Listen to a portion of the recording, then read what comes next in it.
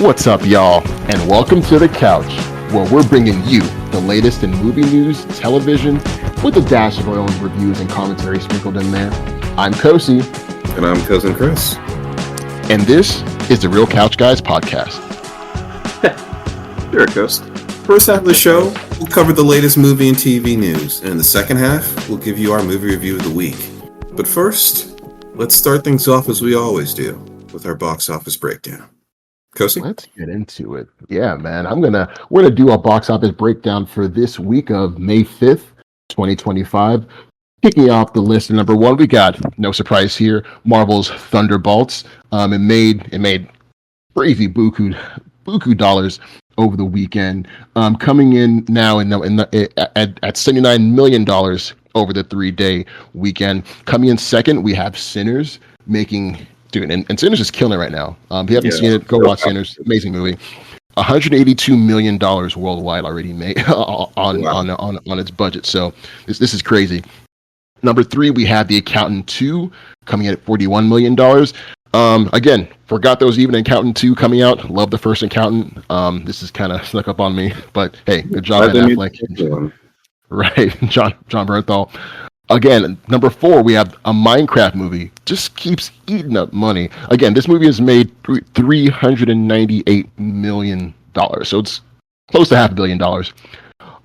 Number five, we got Until Dawn, the David F. Sandberg horror movie based on the video game, coming in at $14 million. I don't know, what's the most telling movie on here in this list that I've gone through on here? Because I tell you, I think the real Cinderella story in the box office lately is Sinners, right? I'm so happy to see Ryan Coogler and what is his name? Killmonger. Michael B. Jordan. Michael B. Jordan. Huge success. It's just fantastic. And then when you kind of learn a bit more about the background of the release of this movie and how in 25 years Ryan Coogler will actually own it, which is kind of unprecedented in the industry. He will own it as opposed to the studio. And he kind of talked about that being really in line with the theme of the movie, because the two brothers are, of course, trying to start their own business and kind of stand on their own 2 feet. So it's really a beautiful story all around. No, it's a beautiful story, and I love the fact that Ryan Coogler has found his Leo DiCaprio to his Scorsese, so to speak, as in terms of Michael B. Jordan having a guy that they can collaborate with each time and is bringing us just quality work. Again, whenever these two team up, it's always a day one viewing. So I was very, very pleased with Sinners, and also just really happy that the world kind of latched onto it too, because we're not sure, kind of felt like a niche film, but this goes to show that original movies, original takes, original voices, original Black voices, specifically, the world wants to see it, not just a specific audience, but like everyone wants to go see this. Yeah, it's really been embraced by various cultures, not just African Americans. So that's really nice to see as well. So, yes, all right. Yep. I mean, that's our box office breakdown of the week. So with that done, Kosti, let's hop right into our movie news. What are you starting us off with?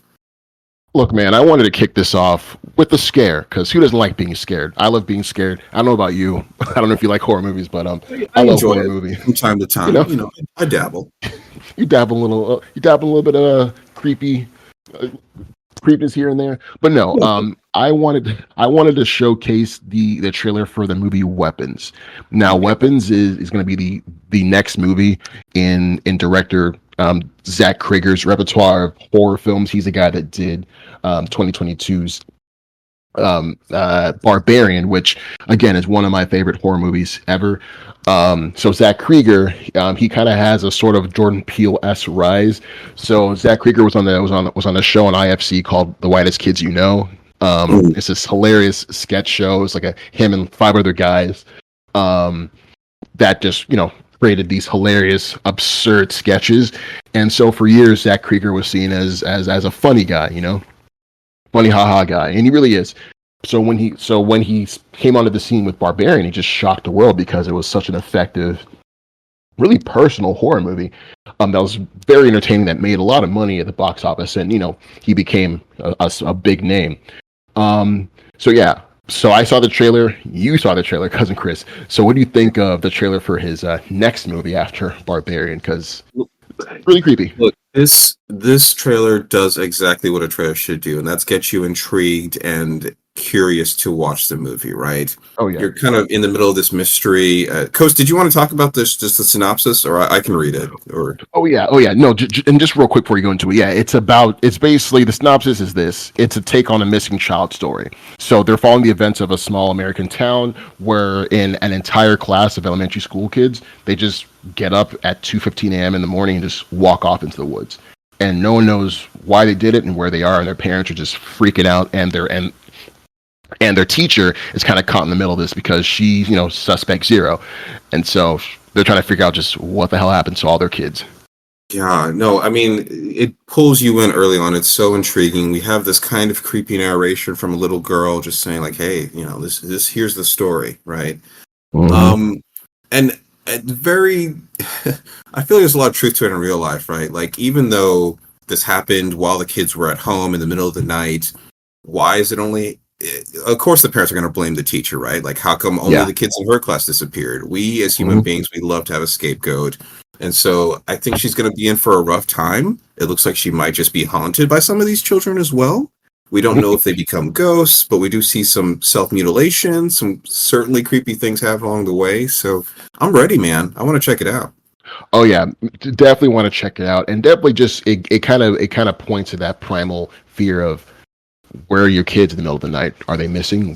What happened? Again, it kind of pulls at that right away, and to turn it into so tragic and then turn it into something horrifying. Like that one scene where she Julia Garner, who we're going to see this summer as Shala Ball's Silver Surfer in Fantastic Four's first step. That's right. Yeah, that's right. Yeah, she was also she was in the Wolfman movie earlier this year. That came out in January, but so she's having a big year. But yeah, there's that scene where she's walking into her class, and then they're all they'll have their heads down on their desks.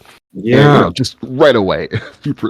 It does a good job of setting the vibes. Vibes are a big part of this trailer, and the vibes of this trailer is unsettling to say the least. And just a lot of quick images, but definitely in Zac Cregger fashion, he's leaving a lot out. I think there's a lot of this movie that we do not know.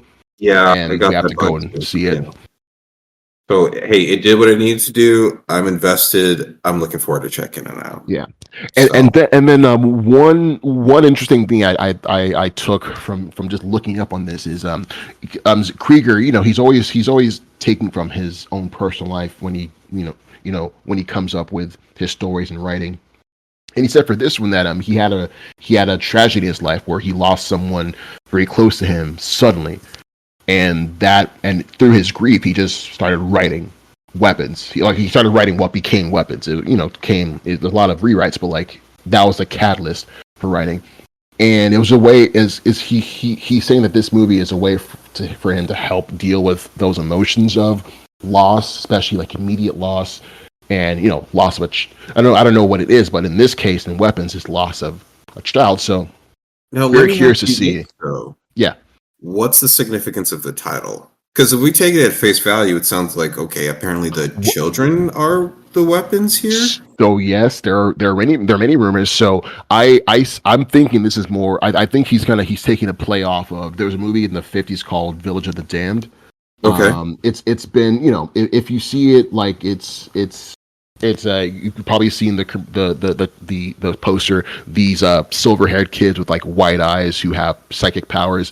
They kind of took that and kind of Children of the Corn kind of also took. That's the one I've Children of the Corn also kind of took that whole evil kids hurting adults. So a lot of speculation is saying that they're thinking that the kids are being controlled by some kind of Pied Piper type character to go and be his or her weapons and to raise carnage in their neighborhood. So maybe some supernatural entity has kind of gotten hold of them, and now he's using them to just terrorize the town, huh?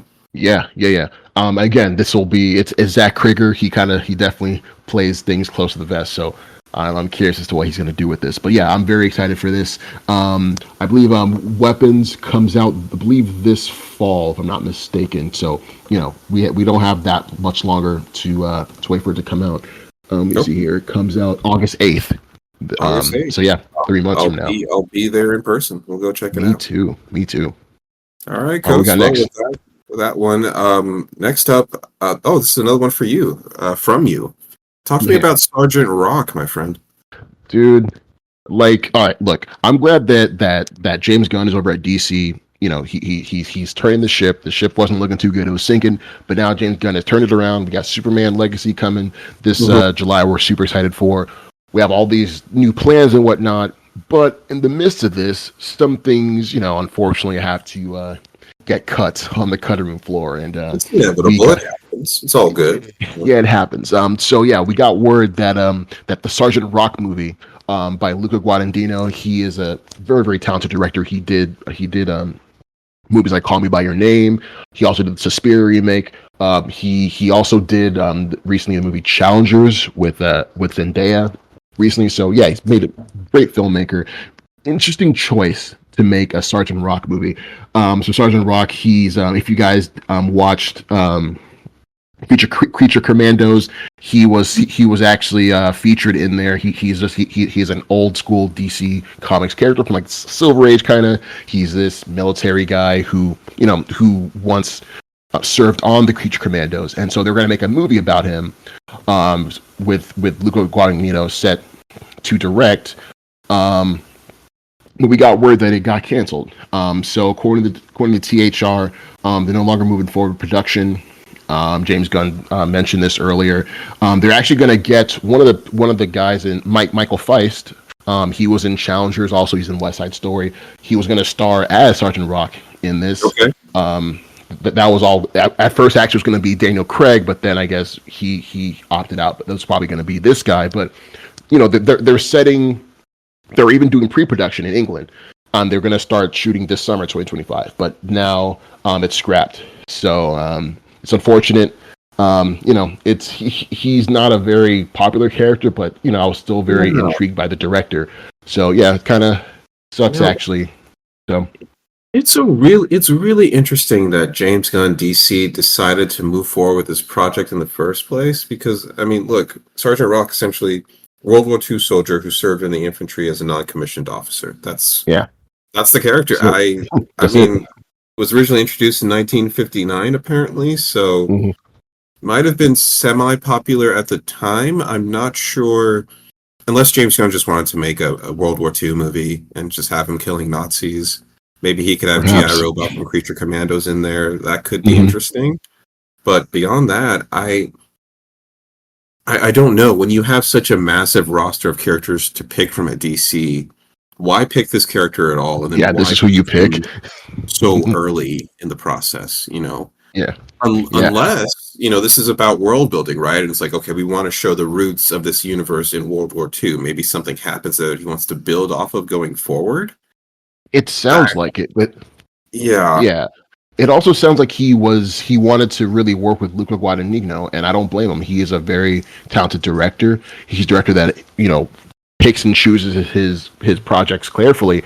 And the fact that Luca was actually interested in doing this, you know, it showed that this kind of had some promise. But maybe I think the guys up top kind of had your same sentiment. They're like, hey, he's got such a big roster. All right, Superman makes sense. Yeah, Green Lantern makes sense. Sergeant Rock, who's really looking for this? So I think it might have come from the top to be like, hey, let's get rid of this, because you're right, no one's really looking for Sergeant Rock. He's not on Wheaties boxes, you know. So I can see why. I'm always sad to see a movie kind of die in development hell, but at the same time, I didn't need this film, so it's okay. I'm sure James Gunn is going to give us a lot of great things in the alternative, so should be fine. Yeah. But no, sucks, but no, we're looking forward to see what James Gunn does next. Absolutely. But going to the next one, look, we're gonna go back in time. Okay. Picture this, cousin Chris. The year is 1989. Okay. You got your mullet, party in the front, messy in the back. You got that. You got the most hip huggiest, ball squeezing jeans you can find stuffed in there. And you're walking over on a Saturday night to the Roadhouse. But no, this isn't any Roadhouse. This is Patrick Swayze's Roadhouse. And no, this isn't Swayze's Roadhouse. This is actually a reboot of Patrick Swayze's Roadhouse. Amazon actually did a very, very cool reboot of Roadhouse. I think, was it last summer? I believe 2024, starring Jake Gyllenhaal and Conor McGregor of all people, who was amazing in that movie. So yeah, they did a reboot of the 1989 cult classic starring Patrick Swayze, and now because it was such a huge success, like legit, it had like 80 million people, viewers watch it on Amazon Prime last summer. So obviously they're gonna greenlight a sequel. So that's what they just did. They're gonna do a sequel with Guy Ritchie. So he's the guy that did that Aladdin remake, The Gentleman, a couple years ago. Yeah, Guy Ritchie is on tap to direct this sequel with Jake Gyllenhaal. Dude, what do you think?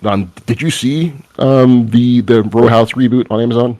I have not seen it, but what I did hear about Roadhouse 1, the biggest story that came out of this, I don't think the movie was well received and was very popular, but I think the big story that came out of it was how upset the director of Doug Liman was not happy. No, apparently he had received several assurances from Amazon that this would be released in theaters, and last minute they just decided to dump it onto Amazon Prime. Amazon Prime, yeah. So led to a lot of heated controversy in the news. Wasn't there a subsequent lawsuit? There was a lawsuit. Doug Liman, director, famously boycotted the Hollywood because they premiered it. You know, they did a little Hollywood premiere in a movie theater, but like they just boycotted that premiere to say, hey, we were promised that this would be in theaters, and with that there's like certain back end percentage, all that stuff. Like Amazon was messing with Doug Liman and Jake Gyllenhaal's money. Gyllenhaal, who was also a producer on the movie as well. So Amazon was messing with their money and they didn't like it. And that was highly publicized. Yes. But now that the second one is coming out, I mean, I'm going to have to catch up. I'm going to have to check out the first one and then give the second one a try, because I've heard nothing but positive about it. You know, outside of all the drama that happened behind the scenes, it's a pretty solid film. So why not, right? Yeah, man. And again, if you haven't watched it, Chris, you might, I don't know if you're familiar with the MMA, mixed martial arts, but Conor McGregor, he's already like a star in MMA, and this was like his film debut, really, and he played the bad guy. He's amazing. Just know that going in, that this guy is an MMA fighter. He's not an actor. He's an MMA fighter, and he's absolutely magnetic, electric to watch in Roadhouse. So I loved him in it. And I want to see what he does next. Nice. Okay. Well, moving on to the next topic. Let me give this to you. So, Shogun Season 2. Shogun, obviously, Season 1 was a hit for FX. Second season began production is set to begin production in January of 2026, to be released in January of 2028, I believe. Good Lord, so it's gonna come out in 3 years, bro? Yeah, it's gonna take some time for them to make it, which makes sense, right? Because it is a period piece. Yeah, it's a period piece, but yeah, I don't know, man. Like, wouldn't you want? I understand, you know, production and all this stuff. But wouldn't you want to strike while the iron's hot, especially with such a huge property that people loved? Like, I know that's like easier said than done, but that's crazy. We have to wait essentially 4 years after, because it came out last year. It was 4 years after we've seen this one. We've been seeing that a lot lately. Like with a lot of hit shows, it takes so long to get that next season out. Like Wednesday, I think. Oh my gosh, yeah, it was a huge gap there. I think 3 years. I think Rings of Power. Rings of Power took 3 years as well. And then even House of the Dragon. When is that coming out? That's supposed to come back this year, but again, but again, that was like a 2.5, 3 year gap. So no, there's definitely a pattern in. I get it though. You really you want to make sure you cook, and you want to make sure what you're making is quality. So you put the time and effort into that. But on the flip side, as a greedy little fan, we're wanting to see these projects come earlier because we're so excited. We had such a great time in the worlds they built. So it's kind of tough in terms of trying to let them cook, as they say. So but still 4 years away is crazy. It's crazy. Yeah, and speaking of which, the second season will take place 10 years after the events of the first one. But we do have the season 1 stars, Hiroki Sanada. Amazing. He was Scorpion in Mortal Kombat. Oh yeah, he was great in that. I love Mm-hmm. that. But and Cosmo Jarvis, who of course played John Mm-hmm. Blackthorne, both of them Mm-hmm. will be back for the next season. And it looks like FX has officially confirmed that they made a deal with the estate holder of the book, James Clavell's estate. They're Mm-hmm. going to develop at least 2 more seasons of the show after season 2. It's So amazing. we've got a lot of great Shogun on the way. It's pretty exciting. No, I'm excited, man. I'm glad Hulu has found their Game of Thrones type appointment television show, so to speak, in Shogun. It's such a rich property. Again, it was just a book, but seeing where they can go, they're really turning it into a property that you can really mine for really great stories. So I'm excited to see what they're going to do next, especially with this time jump moving into season 2. So sign me up, brother. Absolutely. Yeah. All right, cool. So let's hop into the next topic. And this was a big one. This one was crazy. It's going to affect So everything. on May 4th, Donald Trump took to Truth Social, which is his social media website, to announce he is authorizing the Department of Commerce and the United States Trade Representative to impose a 100% tariff on any and all movies. A 100% tariff on You any heard it and all right, movies guys. produced You heard that in right, foreign. fellas. Now, obviously, this sent shockwaves through Hollywood, right? Like this is Oh, insane. it did. It did. Yeah.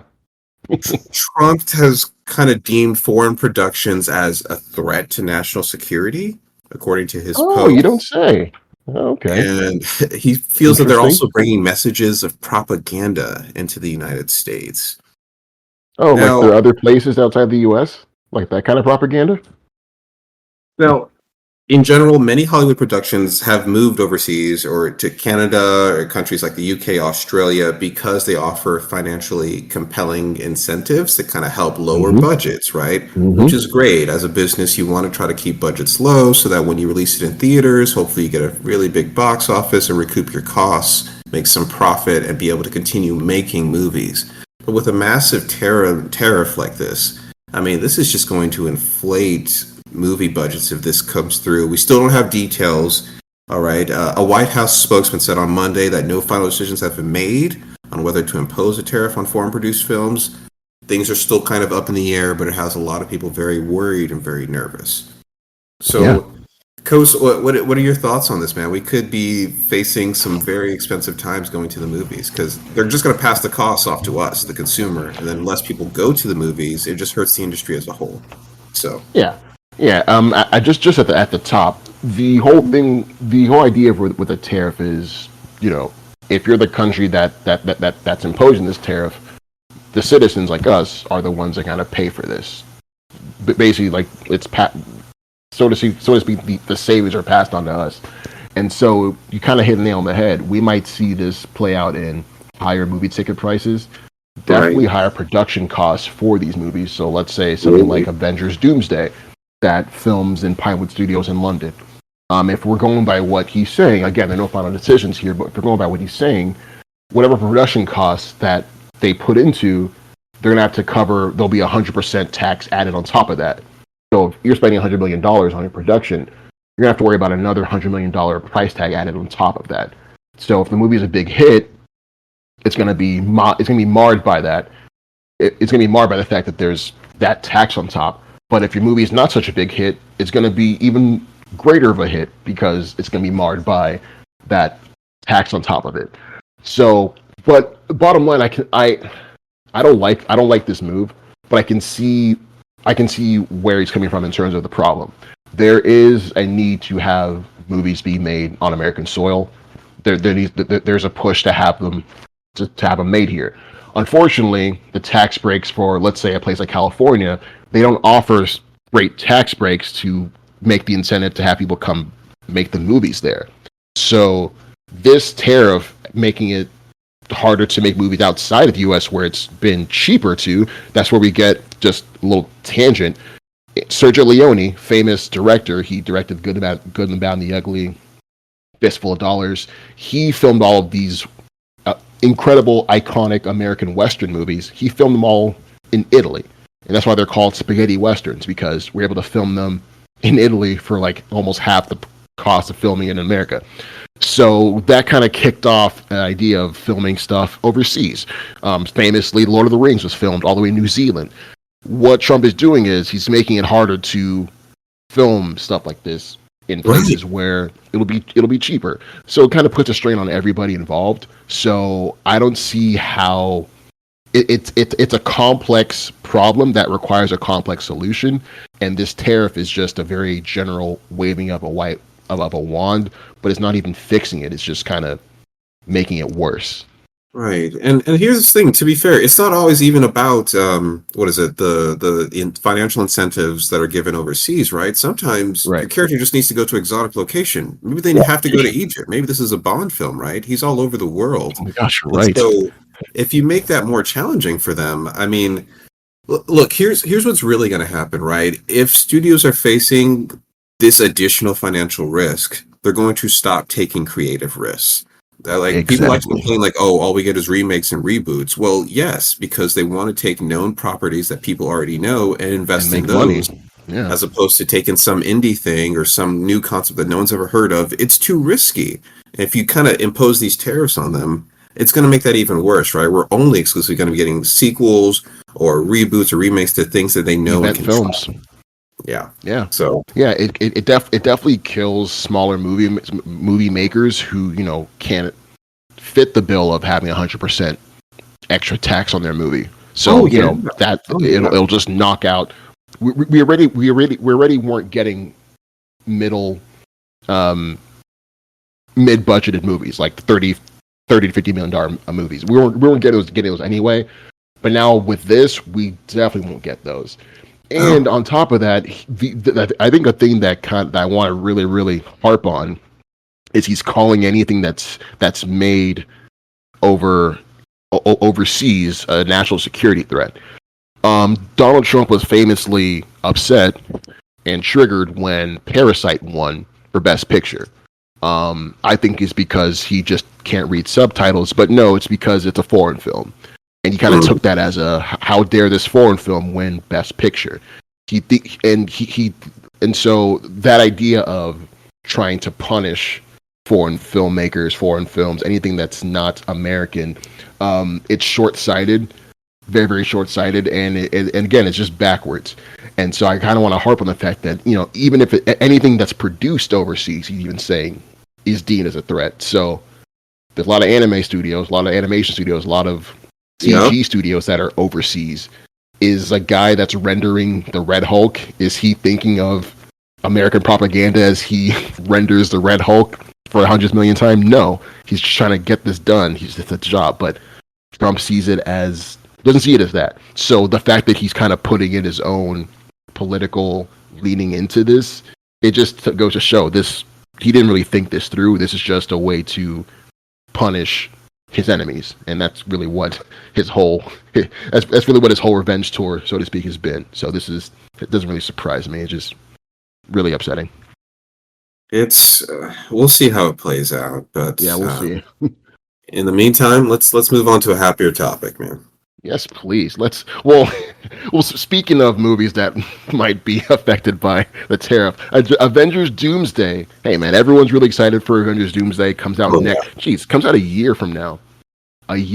They're currently filming this in Pinewood Studios in London, and we're getting a little bit of information coming out from this. So in the rumor mill, I'll count this as a rumor. Again, don't quote me, but we're hearing through the grapevine that there's actually going to be a bit of a cool fight scene in Avengers Doomsday. So this is coming from Chris Claremont. He's a legendary comic writer. He wrote a lot of X-Men comic books. That's what he's known for. So he's working as a consultant and just working closely on this. So he's saying that there's going to be there's going to be a fight between Dr. Doom, played by Robert Downey Jr., and Ian McKellen's Magneto in the X-Mansion.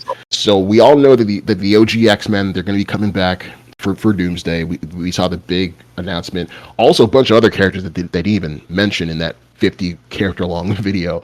But there's supposed to be a big fight between Dr. Doom and Magneto in the X-Mansion. And Cousin Chris, does Doom not know that Magneto's the master of magnetism. I don't know why he'd want to pick a fight with him, but it sounds cool on paper.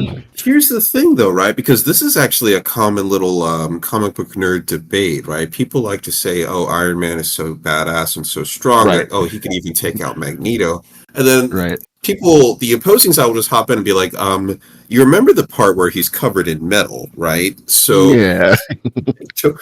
I am really curious to see how this fight plays out. I think they're going to kind of mess with us a bit, right? I think Iron Man's going to come out swinging. Magneto's going to be like, "Okay, dude, well, you're made of metal. This is over for you." And then Iron Man's going to be like, "Well, actually, I've already considered that, and here's my answer to your attack." So I have a feeling, I mean, he is also the main antagonist of the film, so of course he's not going to lose this fight, right? So, yeah. Yeah, I think, again, this sounds like something that could be, again, listeners, this is pure speculation nation that we're in right now.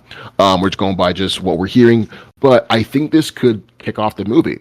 Like, what an effective way to kick the movie off by having Robert Downey Jr., the hero of the MCU for the past, going on 15 years now, almost 20 years now, come in as a different character, but the same face, new mask, same task, come in and just lay waste to arguably like just childhood fixtures in comic book history in terms of Magneto and the other OG X-Men. What a great way to start that, right? That would be amazing. To show he's not messing around. This guy isn't messing around, right?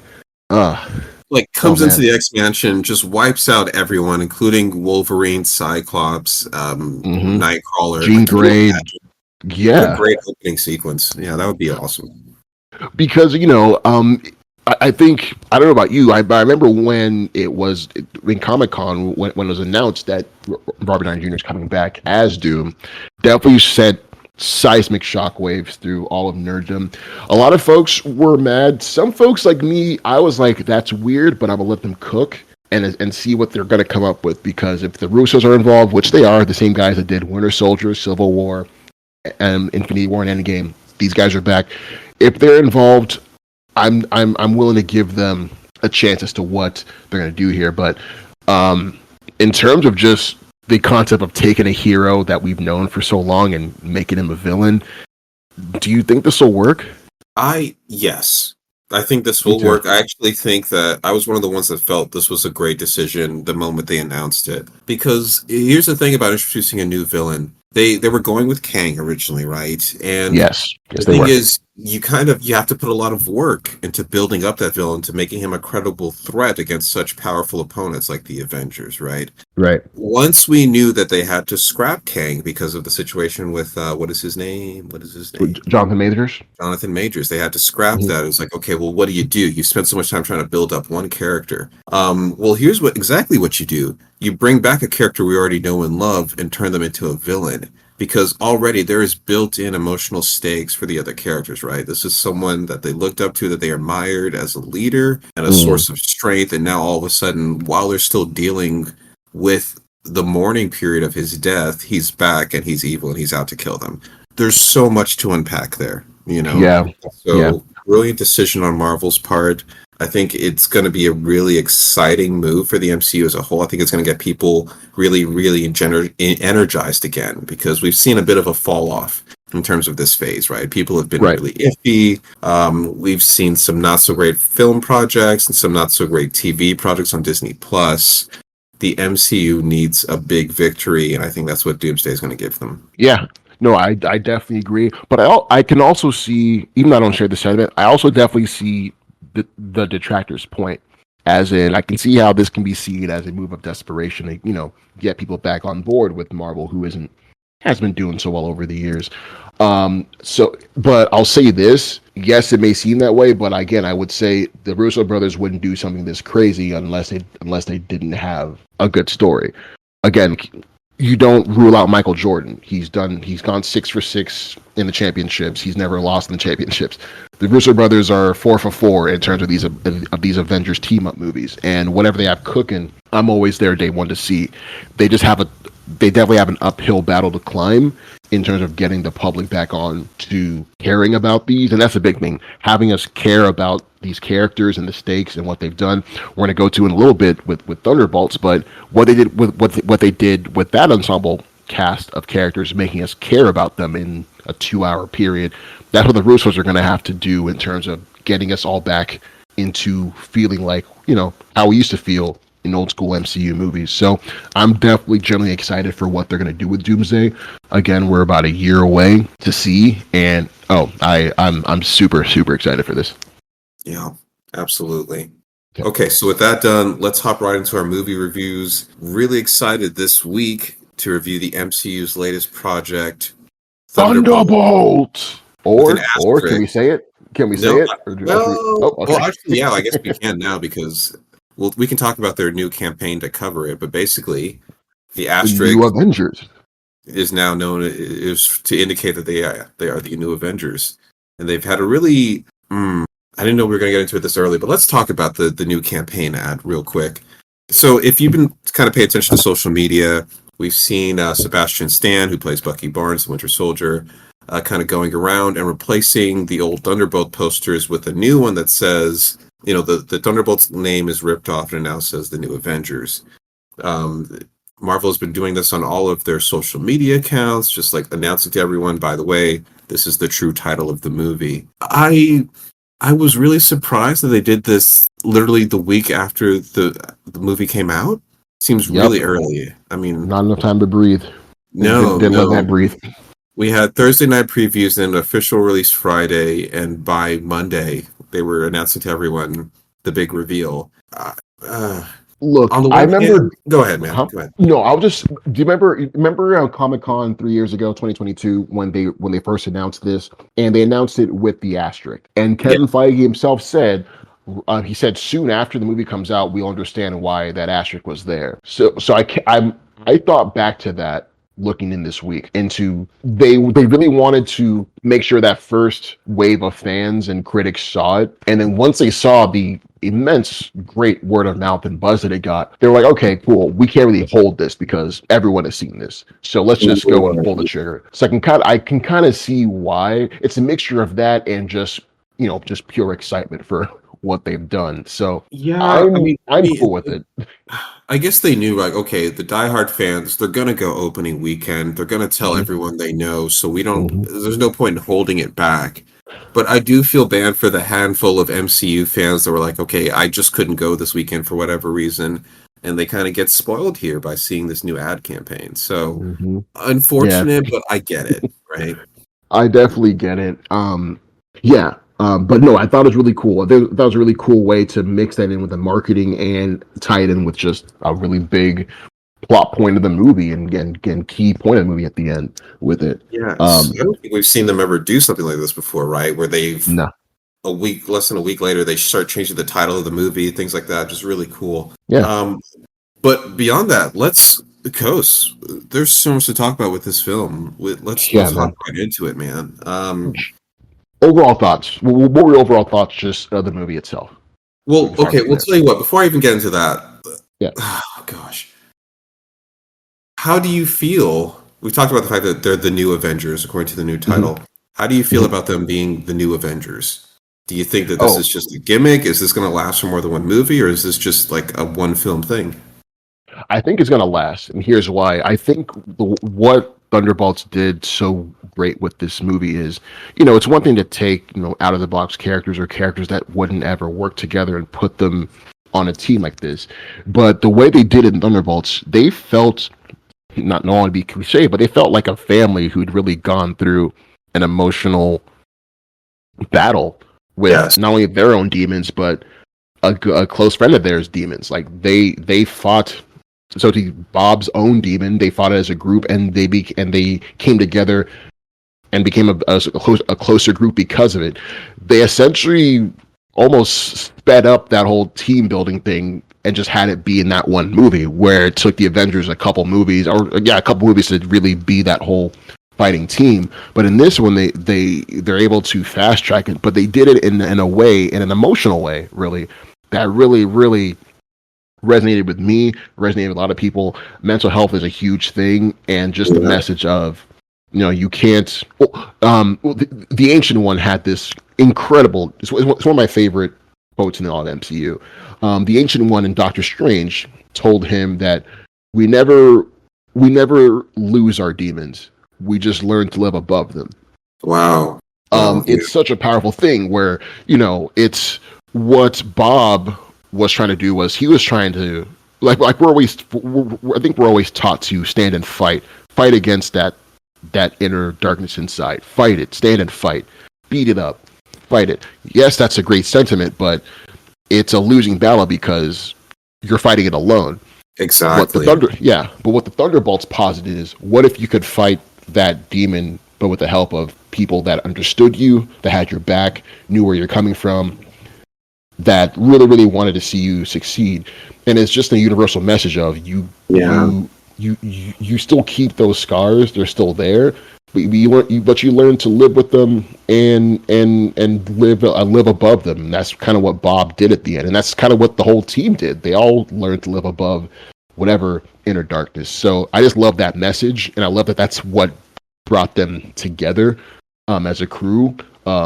In the comics, the Thunderbolts were named after Thunderbolt Ross, but in this one, they were named after Yelena's little Pee Wee League soccer team. I love that. That was such a great concept. Yeah, these little changes that they put. Again, these changes were not meant. They weren't changed for just whatever. They're changed for emotional reasons to make things resonate more.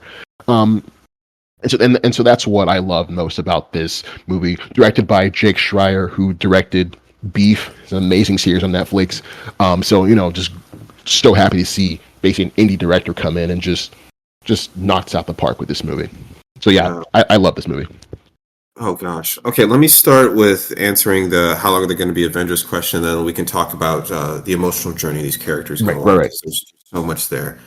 As far as them staying the Avengers for more than this film, look, I understand that they've now been recognized by the U.S. government. That's great. We already know that Sam Wilson, our new Captain America, is already building his own team. So most likely in Doomsday and Secret Wars, we might see these two teams kind of fighting each other. Could be. Which highlights the primary issue here, right? Our new Avengers, as we call them, they do not have a lot of superpower on their side. They have Bob. His powers kind of come with the Void, and he can't really control that necessarily. So maybe he could fight for a little bit in his superpowered form, but eventually he's going to have to just go back to being plain old Bob. He could be the Sentry for a bit, but if you want to avoid the Void, we're going to be seeing a lot of Bob, I'd imagine. So can these people really serve as the country's Avengers?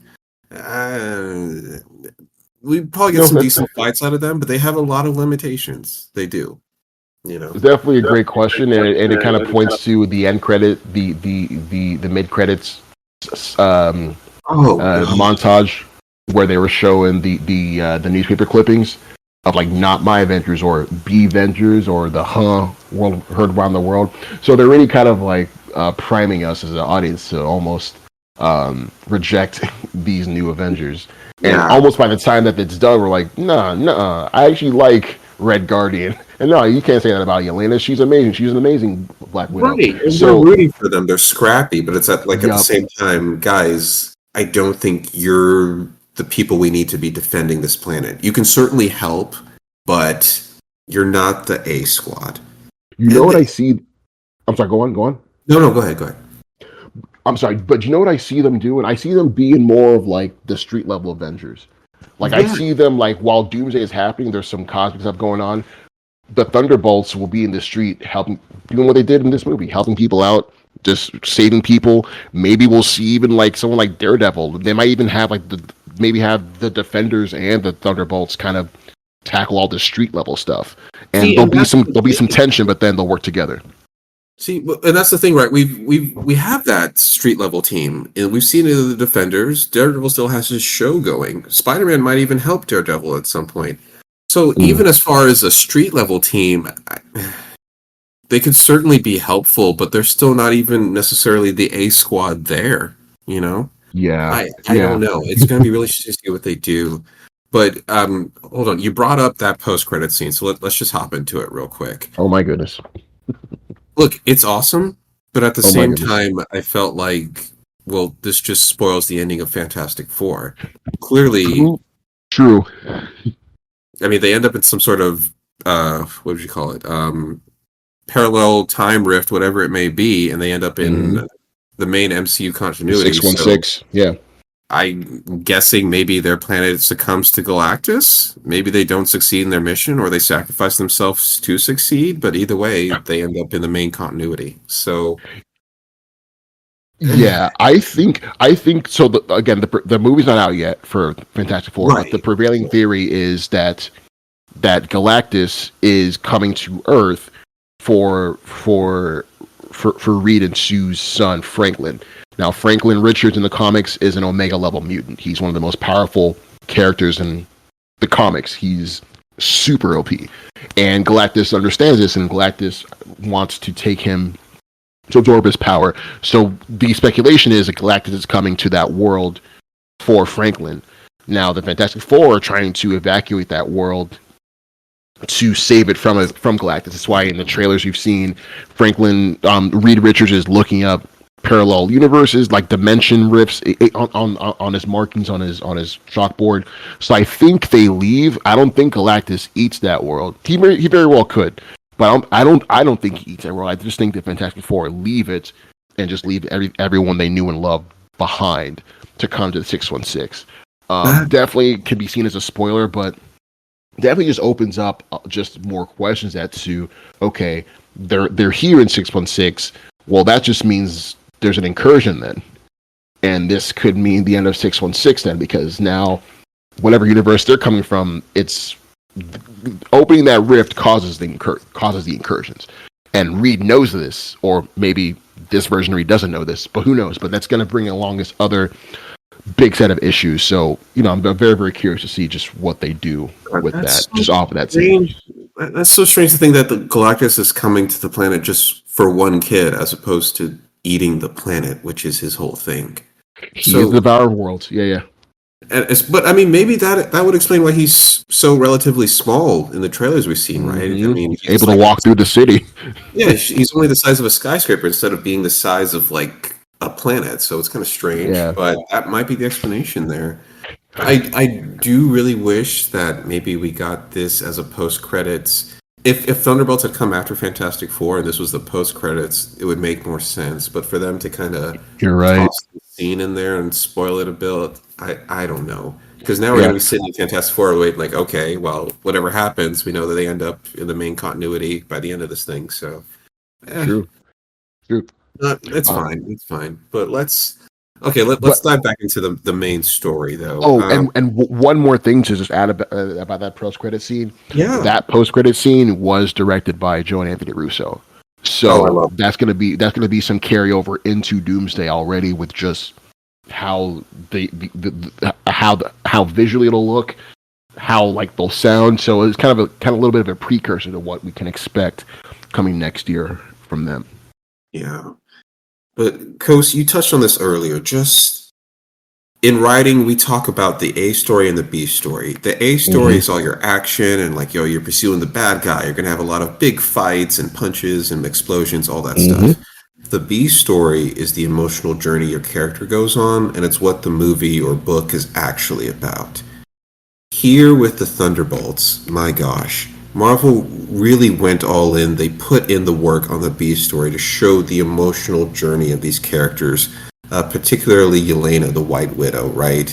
I mean, there are so many powerful conversations in here. I mean, just her opening, talking about how alone and how empty she felt and how she was looking for meaning and purpose. So relatable to so many people. And then we have her foil in Bob, he's gained these superpowers, but at the same time he has so many mental health issues, and he's literally battling his own depression, which is because of these powers turned into the Void, right? An entity that can pull other people into his depressive state and make them encounter their own shame and traumatic past. It's so powerful, so well done.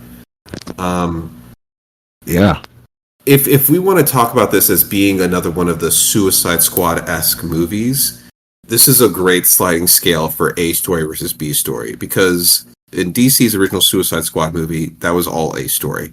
There was nothing there but like action, and then they tried to say like, oh, we're a family by the end of it. No one bought that. It didn't work. right? Are you talking about the original with the David Ayer or the James Gunn Yes, one? the original with David Ayer. This is The kind of David like Ayer one, yeah. Yeah, they had a little bit of emotional pull with Will Smith's character, with him and his daughter trying to get back into good graces. They try to do that, but that was it, really. Yeah, I don't think, I think for most people the B story there felt flat. But then you get to something like James Gunn's Suicide Squad, much stronger individual development of the B stories for the characters. We could kind of feel we kind of got more insight into their worlds, what they were dealing with personally. Like even the character of Starro, he got some background there, and you could feel some empathy Even for him. tragic villain, yeah. Absolutely. But then we get to something like Thunderbolts. Same kind of thing, Suicide Squad-esque, but put so much work into the B story. All of the characters are dealing with a similar issue of isolation and loneliness and confronting their failures in life. And it works cohesively to hit that resolution at the end when they crowd around Bob and say, you don't have to fight this depression alone. We are all here for you as your found family. Oh my God. Yeah, it's one of those things where it could be cliche, it could be seen as like Saturday morning cartoon-esque, but again, it was just handled just so beautifully. Again, just to jump around, just with Yelena, who she's definitely the MVP of the movie. She's definitely movie's MVP in my opinion. Absolutely. She had so many great quotes, but the one that really got me at the end, and it's something that I think is almost like she's the actress herself was speaking through the character. She's like, every day I go on my phone, I scroll, and I think of just how terrible I am. And then I go to work, I come back and I drink, and I just do it all over again. And it felt too real. It felt almost like that's something they knew exactly what they were doing with that line. Everyone watching this movie has gone through that. Yeah, it was really refreshing to hear a hero just grapple with that, and to see her and we watch her pull herself out. I love her arc too, because in the beginning she tells Bob, you know all those like bad feelings or whatever, you got to just take them and just push them all the way down and just compartmentalize them and make sure they never come out.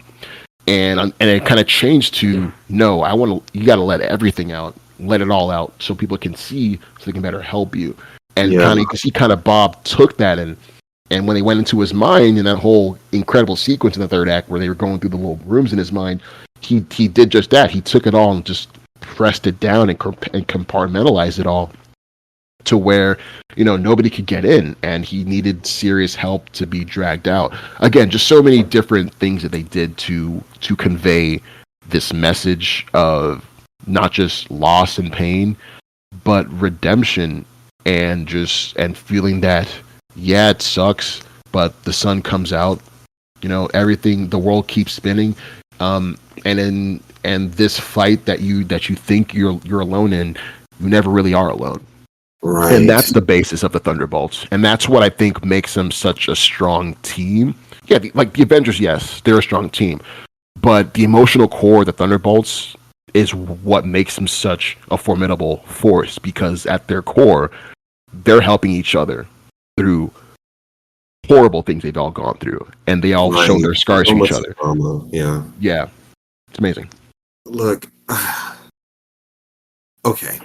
Anyway, I've talked about the B story, so well done. Let's talk about some of the A story beats, some of the action, some of the story there. I think just right off the top, because there's been a lot of conversation about this, Taskmaster. Oh, boy. The character of Taskmaster was not well received in the Scarlett Johansson Black Widow film. People were very upset about the changes made to it. They felt it was just an inferior version of the character all around. Here we get to Thunderbolts, and I'm not going to say the opening sequence, but in the opening encounter of these characters, we're talking spoilers, right? Yeah. Oh yeah, right? We're talking major spoilers. We're talking. Hope you've seen this movie, guys. Yeah. So she is, of course, killed by Ghost, and it's very unceremonious. It's just flashbang, and it's done. It's led to a lot of conversation. People are wondering, well, why did they do this to the actress who is Olga Kurylenko, who, by the way, was the Bond girl in Quantum of Solace. She was famous Bond girl. Mm-hmm. Yeah. Yep. And so I've been looking up this story myself because I'm curious. It turns out the writer, I want to say his name is Eric something, maybe Eric Winters. Eric Pearson. Eric Pearson. Eric Pearson. Mm-hmm. Even he was shocked at the early screening of Thunderbolts because he didn't know that they had changed the story he had originally written. So in the original, Taskmaster survived the whole thing. She had a running gag where she would routinely attack U.S. agent. What is his name? Walker. John Walker. Yeah. John Walker. She would have memory lapses and she would forget that she wasn't supposed to continue targeting him. So she would continue trying to kill him. It was going to be a running gag. She would also have a sister-to-sister relationship with Ghost because they both kind of grew up in labs. They were both they're both weapons. Yeah, victims made into weapons. Yeah, and so the story is not out yet as to why they just kind of changed the story and killed off the character. There's all kinds of speculation. People are kind of blaming Hannah John Kamen, who plays Ghost, and they're saying like, "Oh, well, she wanted more of the lines, so they cut they cut Olga's character." Yeah, it doesn't sound accurate. Yeah, no, that's just silly. Because if based on that story that I just told, like, oh, her having a big sister relationship with Taskmaster, she would have had more screen time. She would have had more dialogue, which people complain about this movie. Ghost doesn't have a ton to do, so I don't know what the real story is. I hope we find out someday. But Coast, your additional thoughts about the film and different plot points. What do you think? Yeah, just speaking on that, first off, that whole fight sequence between that four-way target, so basically Allegra de Fontaine sends Yelena to essentially a suicide mission, sends Elena, John Walker, U.S. agent, Ghost, and Taskmaster. She sends them all to kill each other, and it's a really, really cool, well-shot fight sequence where they're showcasing all their powers. Like, you can see why John Walker was sent to kill Yelena because he's super soldiered up. He can take her out. You understand why Ghost was sent to take out Taskmaster because her phasing ability can negate a lot of Taskmaster's mimicry. So it's really cool to see that. And it kind of came to a head where I remember this part. There was a part where I believe Yelena throws a knife. She throws a knife at, I believe, John Walker, but Ghost is there. It phases through Ghost, who then catches it, and then throws it right back at John Walker, who catches it and tries to stab Yelena again. They just did a lot of cool things with the camera, really cool things with the action. Shout out to the guys that did the music for this. They did Lux, I believe is his name, Son Lux. He did the music for Everything Ever All at Once. Also, the set designer for Hereditary. Kind of set designed everything we saw here. A lot of indie people that primarily wouldn't have gotten their work seen by a large audience. They're able to showcase what they can do. I just love how they came through in not only the action but the dialogue and the writing and the set design. The dream sequences, all those like almost fake looking set, like almost Charlie Kaufman. Eternal Sunshine Spotless Mind set deteriorating stuff. That was also really cool. A lot of really great, interesting things they did with just visualizing what's in Bob's mind, but also just the world and how these Thunderbolts move through it. I just loved it. I just love what they did with it. I think for the most part, one thing that I'd say, if there's any kind of negative, I'd say there was. I wouldn't call it a pacing issue, but there was a part. This movie is about 2 hours long. I think it breezed right through the 2 hours, but it just had a little bit of pacing issues towards the middle. Just in terms of there's another story about Allegra de Fontaine she might be getting impeached. So there's this whole kind of thing where she's trying to avoid that, and how they roped that back into the main A and B stories. I thought was a little bit wonky because it kind of wrapped up at the end for her in terms of she has this new team and she took credit for it. So that's like my only gripe is pacing wise, some stuff didn't work. But again, this movie is such a blast. I loved it. When I was watching it, I was kind of surprised at how long they were in the vault and trying to get out of it. I didn't Oh yeah, in expect the that beginning, yeah. whole sequence to take so long. I mean, they had a lot of great bonding during that time period, right? That's kind of when they really started to gel as a team. So I can't say, oh, well, I wish they'd taken that out. No, it was No. great. It's just, wow, I didn't expect it to last as long as it did. Right. Beyond that, there were occasional moments where characters would do kind of something that practically is silly as based on their abilities and what they can do. But it's like, okay, clearly they just wanted to give us an action sequence or whatever it may be. Like Yelena in the lab when she needs to get a facial scan of the Oh doc yeah. that's in there.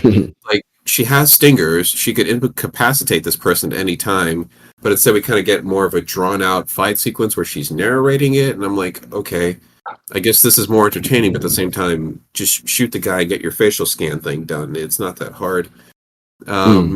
There's the moment where John Walker is supposed to be watching his kid that's in a crib, or what is it? The The crib. little barred crib, and his wife is on him about being on his phone. I mean, the kid is in a crib. It's not, she's not going anywhere. He doesn't have to literally stare at the child to ensure her safety. I mean, I get the point that they were going for in that scene, but at the same time, it's like if the kid was about to touch something bad or was in actual danger and he missed that, that's one thing. But you don't literally have to stare at a kid that's in a crib. Yeah, I think they wanted to drive home that he wasn't like a great dad. But you're right; they could have used another example to drive that point home. Yeah, and then even the fight with Sentry when they do finally attack him, it that just seems fight. It's a cool fight, right? And we needed it, right? We needed to show them attempting to do that, but at the same time, practically, it's like, okay, this is more or less your acquaintance, your friend. You know he has superpowers that are now well beyond yours. There is no realistic reason for you to attack him as opposed to just trying to talk it out because he didn't throw the first punch, right? So it's little nitpicky stuff like that, but I mean, they want to give us an entertaining movie, so you gotta just, you gotta go for it. It's fine.